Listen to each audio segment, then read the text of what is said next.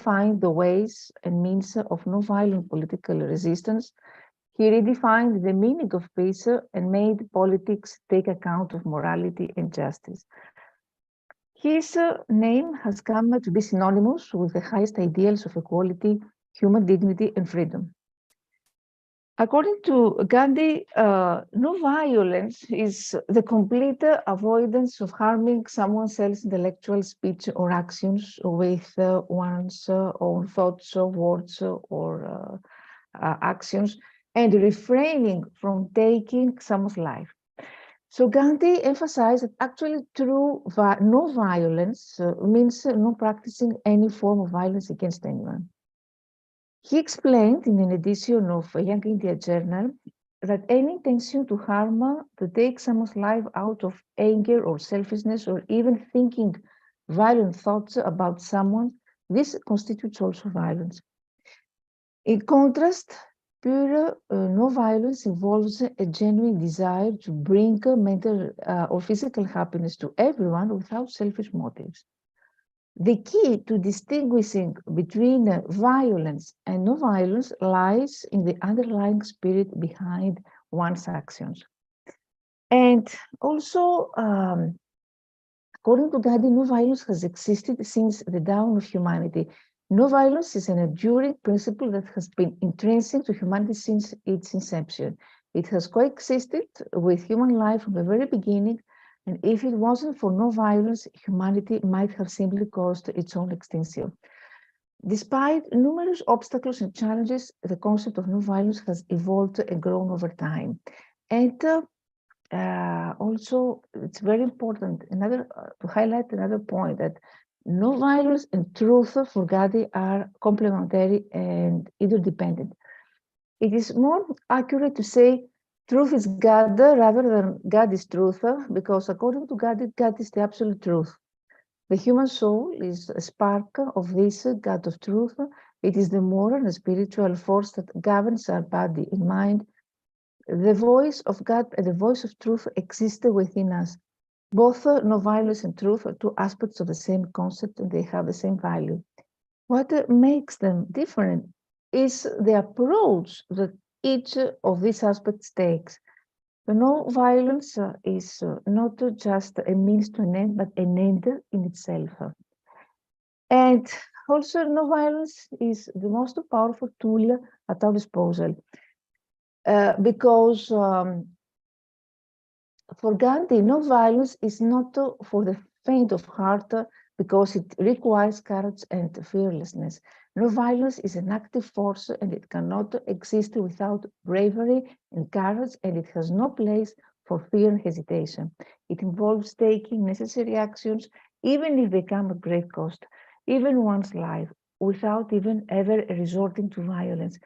So Gandhi believed that when someone is facing evil, they should not remain passive, also in watch, but they should take action. And this is what sets apart no violence from neutrality. So Gandhi emphasized that in the face of threats to freedom, justice, or aggression, one must not remain neutral or passive. And of course, no violence has both individual and societal dimensions. This means that it encourages cooperation and cooperative progress, because progress can't come without cooperation. Cooperation is not possible when there is violence, and Gandhi believed that no violence is a key regulator of social relationships and should be practiced extensively. He urged people to incorporate no violence into their daily lives as a fundamental principle for living. And another point that Gandhi emphasized is that no violence is not driven by utilitarianism. That means that no violence is deeply rooted in altruism and the well-being of all. A no violent person is willing to endure punishment if it benefits benefits the greater good, while a utilitarian may not be inclined to do so. No violence is characterized by commitment to the collective welfare, even at the personal cost. And Also, he talked about the complete unity and harmony of body, mind, and soul, which actually this harmony exists within us all. It is essential for the body to be governed by the mind, and the mind in turn should be governed by the soul. And this harmony must be achieved without dismissing or neglecting any of the aspects I mentioned before. And the means used to achieve something are just as important as the ends. While we should strive for our goals to be good and reasonable, they merely provide a direction in our life. It is the way we achieve this goal that constitutes our lives.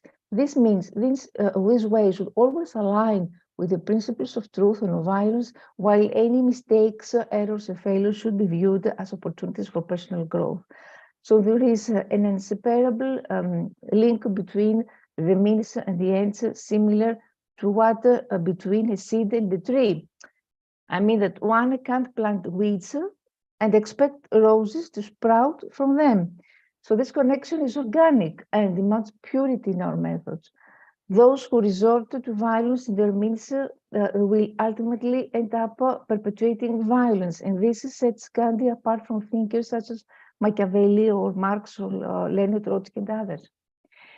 And you know that Pandit Nehru adopted Gandhi's principle while forming India's foreign policy, which was reflected in the Panchshil Agreement. It's a set of 5 principles of peaceful coexistence signed between India and China in 1954. These 5 principles can be described as follows. First of all, mutual respect for territorial integrity and sovereignty, mutual no aggression, mutual non-interference in internal affairs, equality and mutual benefit, and peaceful coexistence. And let's not forget the non-aligned movement, a global movement with 118 member countries and 14 summits, which embodies the essence of Gandhi's teachings and the principles of Panchshil Agreement. The non-aligned movement is often referred as the largest peace movement in history and advocates for the peaceful use also of atomic energy. So, of course, peace today, nowadays, in the current scenario and landscape is more important, more relevant than ever. We don't know how all this world nowadays will unfold. However, the prospect of peace, of prosperity, and respect for the rule of law are of crucial importance now. Are the challenge in front of this renewed, we could say, great power rivalry is to uphold the sense of peace as a common purpose in order to build a stronger, more resilient world, following the principles of Gandhi. Because the relationship between peace and sustainable development is important to achieve the objective of social cohesion and living together, and to move away from this culture of war and violence. And quoting the leader's word, Gandhi said that no violence is the greatest force at the disposal of mankind. It is mightier than the mightiest weapon of destruction devised by the ingenuity of man. So peace, it's a fundamental human right. Peace cannot be kept by force. It can only be achieved by understanding. And I would say that peace is within us, inner peace, when we know ourselves fully and accept ourselves completely, without judgment, without criticism. Peace can come within us and therefore radiate onto others. Thank you very much. It's a great opportunity, and let's celebrate the principles of this great leader. Thank you very much. Thank you very much, ma'am. Yes, of course, all the peace is within us. We talk about so much about, world peace and to maintain peace all around the world, but it all starts within us. That is really very great thought. And of course, like Mahatma Gandhi ji is the person who actually taught to the whole world that non-violence can be used as a weapon. The way he acted and the way he activated the whole country, it is really remarkable. Thank you, ma'am. Thank you very much for joining with us on the celebration of International Day of Non-Violence. Thank you, ma'am. And so now I think it's time to move on to our next speaker, Reena ma'am. Reena ma'am, are you there? Yes, ma'am, I'm here. Please, take over. Yeah. Good evening, everyone.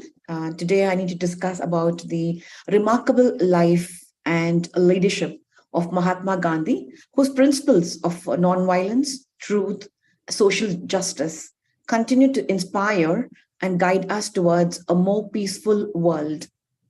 Mahatma Gandhi, affectionately known as Bapu, which everybody knows, and we all like him, was a visionary leader whose legacy transcends time and borders. His philosophy and non-violent resistance or satyagraha not only played a pivotal role in India's struggle for independence, but also became a beacon of hope for movements advocating civil rights, freedom, and peace worldwide. Gandhiji's leadership was truly transformational as it centered on his unwavering commitment to truth and nonviolence. He believed that these principles could bring about real change and that violence only perpetuated suffering and injustice. Through his actions, he demonstrated the power of peaceful protest, civil disobedience as effective tools for change. One of the most significant attributes of Gandhiji's leadership was his ability to connect with people at a deep and emotional level. And he had an uncanny knack of understanding the hopes and fears of ordinary individuals and channeling their aspiration towards greater good.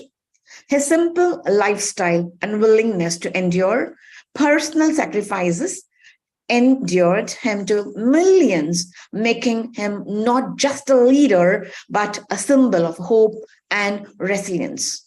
Gandhiji's leadership not also emphasized inclusivity and social justice. He fought tirelessly against discrimination, untouchability, and social inequality. His dedication for the welfare of the marginalized and oppressed showed his commitment of creating a just and equitable society.